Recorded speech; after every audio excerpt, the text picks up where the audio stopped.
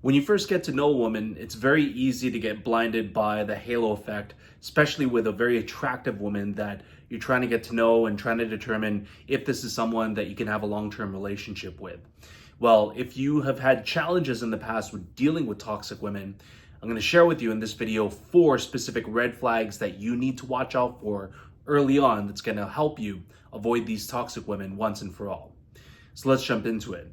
The first red flag that you want to watch out for is if she doesn't have a good core group of friends who have good values, or even best friends that she's known for at least 2 years or more. The reason why this is a red flag is mainly because it shows that she doesn't have the ability to build strong relationships with important people who will be there for some major milestones in her life. Throughout all of the ups and downs, you want to have what's called your flat tire 5. And these are the people that you can rely on regardless of what's happening and who will always be there to support you. Now, the fact that she's not able to build relationships with these people, it indicates that she probably has a hard time communicating, has challenges with being vulnerable, but also doesn't have the skills necessary to show empathy and compassion without judgment in a way that builds a strong mutual connection and bond with someone. So if she can't do that with friends or even best friends, she won't be able to do that with you. So that's why that's one red flag you need to watch out for early on. The second red flag that you want to watch out for is if she posts excessively on social media. And what you want to especially look out for is not just how often she posts, but what type of content is she actually posting. I remember dating a woman quite a couple of years back, and she had over 2,000 posts on her Instagram over the course of 5 years. When you do the math, that's literally more than one post per day, and she's pretty much documenting, curating her entire life on social media for everyone to comment, to like, to love. And as I got to know her, it just demonstrated to me that she had very low self-esteem, very insecure, and needed a lot of external validation to feel good about herself. She was on antidepressants, was always dealing with anxiety, and so it just made sense why. Social media was one of the biggest clues that pointed to she could be a toxic person in my life, and I needed to avoid her. Thank God I only dated her for a month and let her go. So if she's constantly posting on social media, also see what type of content are they posting. Are they airing out all of their dirty laundry? Are they like this toxic feminist that's just hating on men? That might be an indication that maybe they're not the right fit for you. So if you have the ability to connect with them on social media, see what types of things they're posting, or if any. Myself, I prefer to stay off social media. I prefer my privacy, especially for my kids. And if you find someone who's like-minded, who's not spending time trying to curate their life, trying to show off all of the wonderful things that are happening, only the good stuff to the world, then you've probably met a good person who is keeping their life private and only willing to share it with special people who they can trust and who will actually care about some of the things that are important in their life. So keep an eye out for excessive social media posting on Instagram, Facebook, or whatever platform they're using. The third red flag that you want to watch out for is if she has a hard time answering direct personal questions related to their values and their integrity as a person. And as a perfect example, one of the questions that I typically ask women after a few dates is, what's something that you learned about yourself after your past relationship with your ex? Or what is one of the biggest things that you learned about being with a man from your last relationship? And you'd be surprised how many women have a hard time just being open and vulnerable and answering direct questions like this.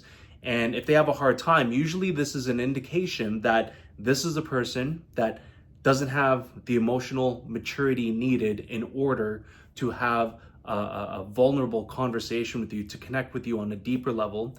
Not only that, they're probably not the type of person that holds themselves accountable and actually works on themselves to improve themselves to be better for the next relationship that they're going to have. And that was very true with the women who I was asking these questions to, who were dancing around it or just tried to avoid it completely. Clearly, these were not women who I was able to create a deep connection or a deep bond with, because they weren't able to be vulnerable, or they weren't comfortable with just admitting their faults and mistakes in the past. So if that's the case, that's absolutely a red flag that you want to avoid, because down the road, if you do get into a relationship with them and there's problems, most likely they're going to place all of the blame on you, and they don't even recognize their contribution to the overall problem. So that's a red flag that you want to watch out for. The fourth and final red flag that you need to watch out for is a bit controversial, but this is from my experience and my own personal opinion. If she's willing to sleep with you very early on in the relationship, it's a sign that she's probably a toxic woman. And when they say early on, either within the same night that you meet her or within the first 2 or 3 dates of going out with her.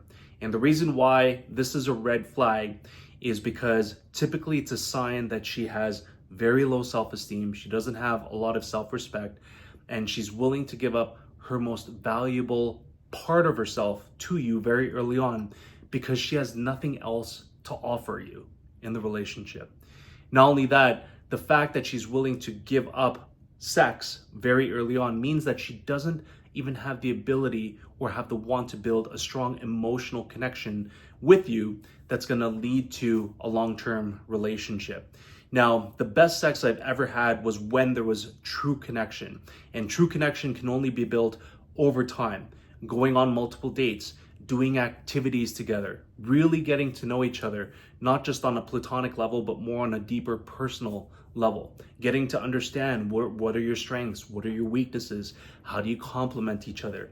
Throughout time, you start to build true attraction, but also a deeper understanding of one another and deeper appreciation. If you sleep with someone very early on, and I've only done it a few times in my life, it is one of the least satisfying experiences when it comes to sex. Yeah, there's the sexual experience, but it doesn't even compare to when you actually have a romantic or intimate experience with a woman that you've established a deep emotional connection with. So that's one of the reasons why that's such a red flag, is because, again, the woman has such low self-esteem that they don't feel that they have anything else valuable to offer to you other than sex, which is her most vulnerable piece of her body. Now, the other thing that you'll also want to watch out for, and it's surprising how many times I've met women who weren't willing to do this, is that if you're going to engage with someone in sex, first make sure to get tested, both you and her. I can't tell you how many times I've met women who weren't even willing to get tested, and it makes you think, well, why don't they want to even go and get tested? You can't wait a couple days for a blood test result to make sure that we're both safe. I'm in my mid 40s at this point. I don't need to be shooting flames out of my dick or getting something down there that's going to ruin my sex life for the rest of my life. And it's crazy how many women are willing to forego that just to get short-term pleasure and get their fix when it comes to sex. So be careful with women who aren't willing to use protection at the beginning, but most importantly, aren't willing to get tested.